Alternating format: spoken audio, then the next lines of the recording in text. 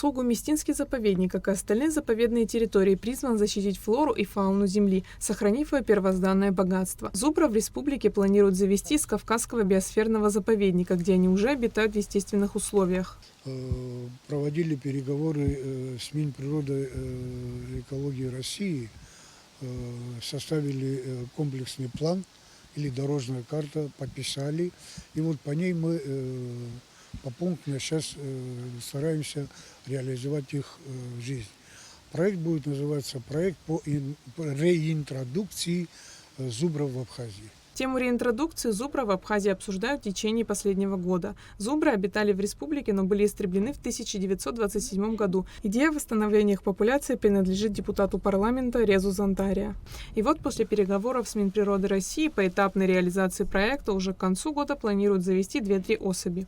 Здесь в этом году будет установлена охрана не так, как было.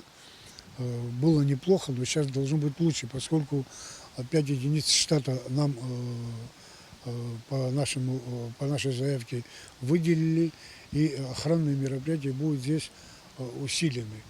Если, не дай бог, кто попадется, то, как раньше, просто административным штрафом здесь не отделаемся. Здесь будет пахнуть обязательно уголовной статьей.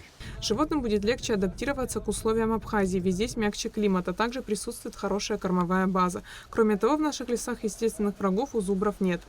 Наша задача всех контролирующих структур, которые завезут, в общем, всей этой цепочки, связанных с этим событием, с этим проектом людей, создать им максимально спокойные условия для развития, для существования. То есть охрана территории на первом этапе будет полувольерное, скорее всего, содержание для того, чтобы животные привыкли к местности, привыкли к тому, чтобы возвращаться постоянно к определенной точке на докорм, который им привычен в местах, откуда их привезут.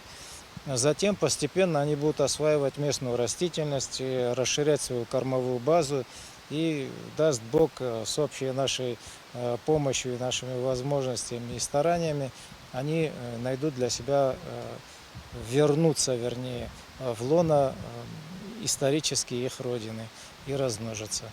В рамках программы по восстановлению популяции зубров животных планируют поселить на территории Гумистинского лесничества Псхо-Гумистинского заповедника на площади 13,5 тысяч гектаров.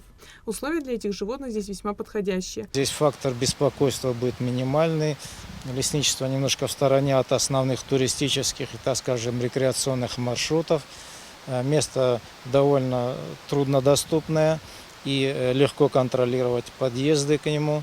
В этом плане вот это место, так скажем, негласный конкурс выиграло, внутренний, так скажем, конкурс. Ранее Резу Зантария занимался интродукцией в Абхазии благородных кавказских оленей, которых тоже не стало из-за браконьеров. Удалось несколько лет назад завести в республику оленей из Ростовского и Кавказского заповедников.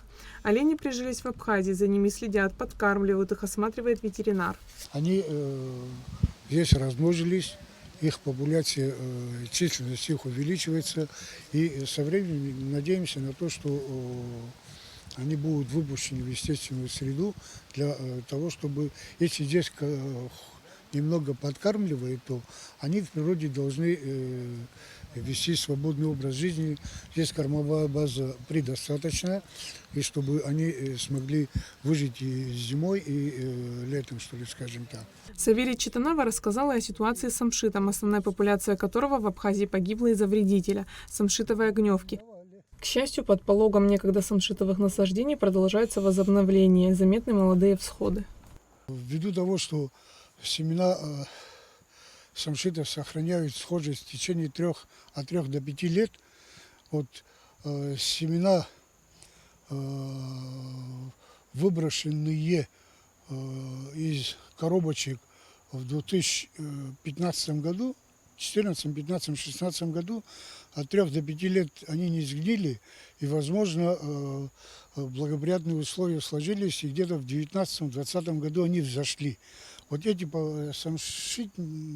всходы молодые, это им 4-5 лет. То есть по времени соответствует тому, что в литературе описано, понимаете? Схугуместинский заповедник крупнейший на территории Абхазии. Он располагается в горной части в центре республики, севернее Нового Афона и Сухума.